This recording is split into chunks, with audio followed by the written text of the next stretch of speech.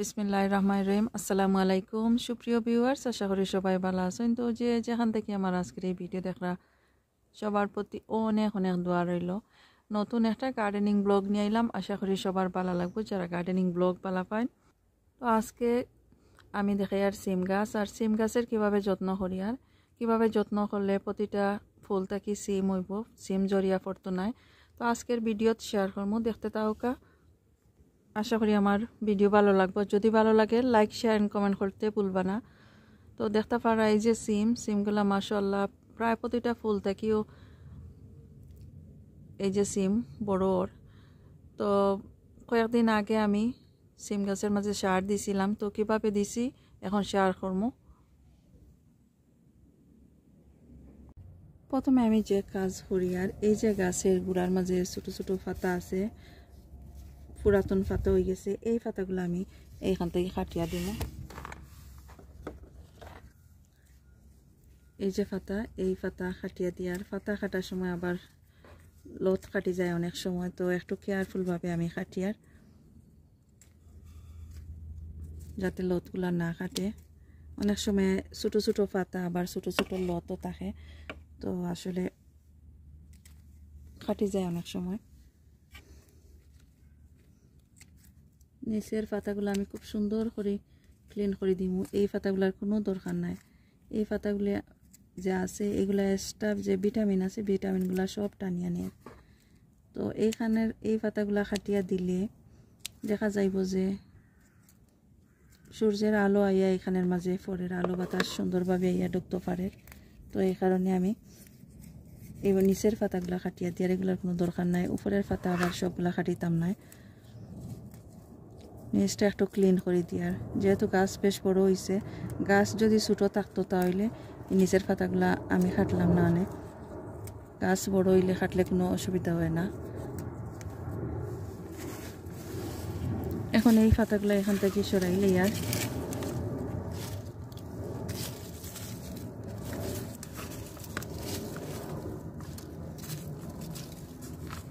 যেহেতু টবের মাঝে আমি রোপণ করছি, আমি যে যে খাবার দিব এই খাবারগুলা শুধু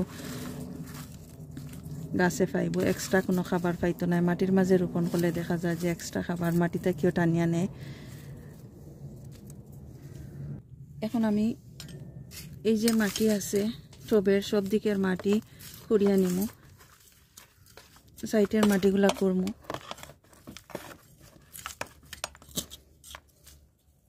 একেবারে গাছের গুড়ার যে মাটিগুলা কুড়িয়া না, লত হয়তো কিবা ড্যামেজ হয়ে যেতে পারে, নষ্ট হয়ে যেতে পারে। তো সাইডের মাটিগুলা এইভাবে একটু কুড়িয়া নিয়ার।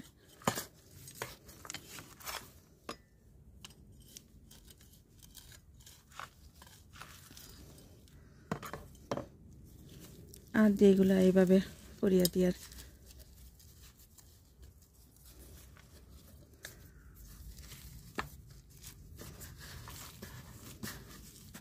সাইডের মাটিগুলা মাঝখানে আনিয়ার আমি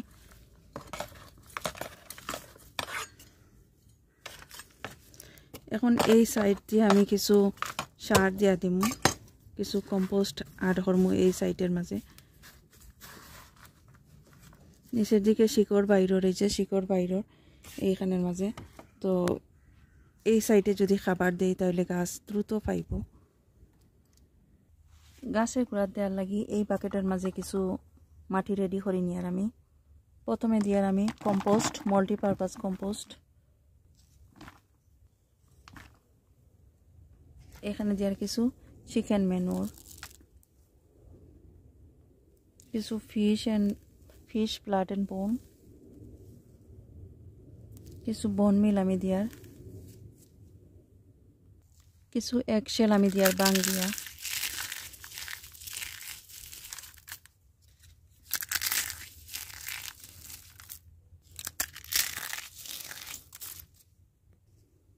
কিছু চায়ের পাতা দিয়ার এইভাবে বাঙ্গিয়া দিয়ার।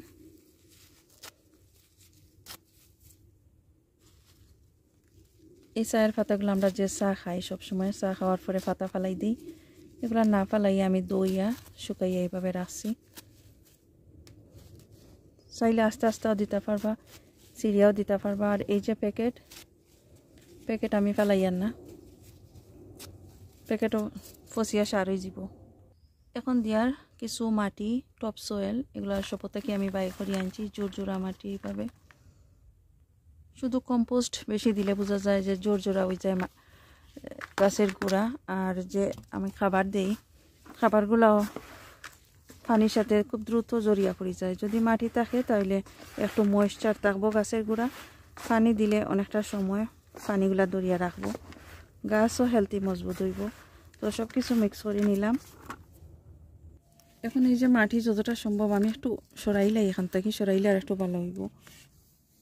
মাটি দিতে আমার লাগে সুবিধা হইব, যে নতুন করে রেডি করে আনছি এই মাটিগুলা দিতে সুবিধা হইব। এই কারণে উপরের কিছু মাটি আমি সরাইলাই, আর সব দিকের কিছু মাটি, বেশ কিছু মাটি আমি সরাইয়া নিছি।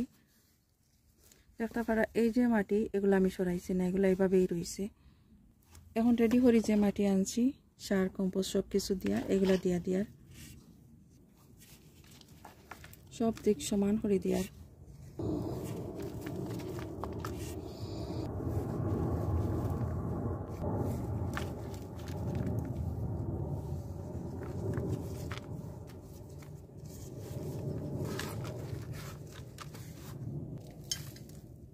তো বেশ কিছু আমি মাটি দিয়া দিলাম, সার মিক্স করা মাটি সব কিছু দিয়া দিলাম। এখন যে উপর থেকে যে মাটিগুলা তুলছি এই মাটিগুলা আবার উপরে দিয়ার, আলাদা সরাইয়া যে মাটি রাখছিলাম এগুলা আবার দিয়ার উপরে।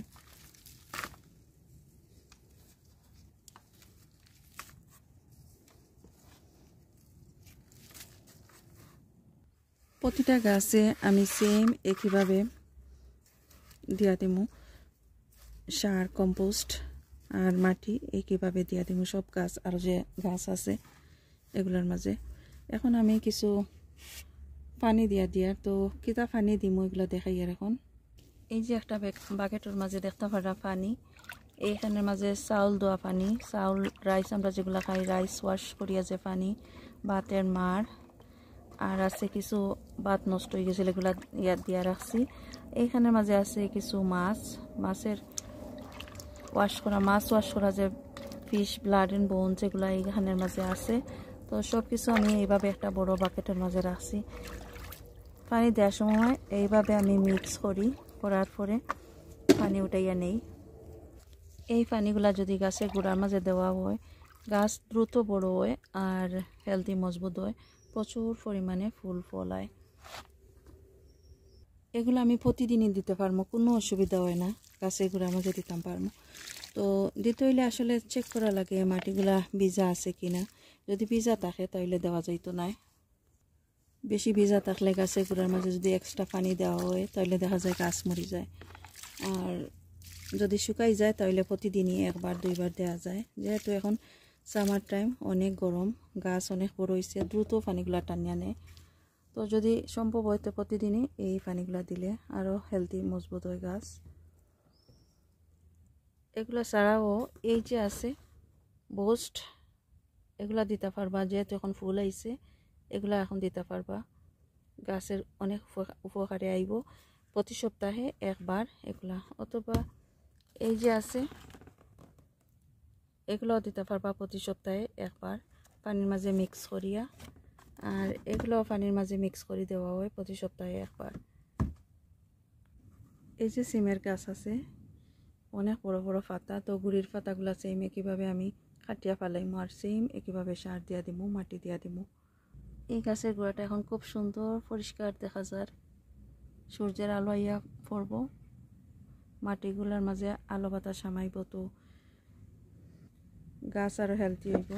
আর উপর দিকে এই যে সিম ধরছে বা ধরা শুরু হয়েছে এগুলো বড় হইব আশা করি। আর তো যদি ভালো লাগে আমার আজকের এই video like share and comment করবা, যারা অলরেডি সাবস্ক্রাইব করছেন থ্যাংক ইউ সো মাচ। আর নতুন যারা আছেন সাবস্ক্রাইব করে আমার চ্যানেলের পাশে থাকবা। ভালো থাকুক সবাই, এখানেই বিদায় নিচ্ছি, আল্লাহ হাফেজ।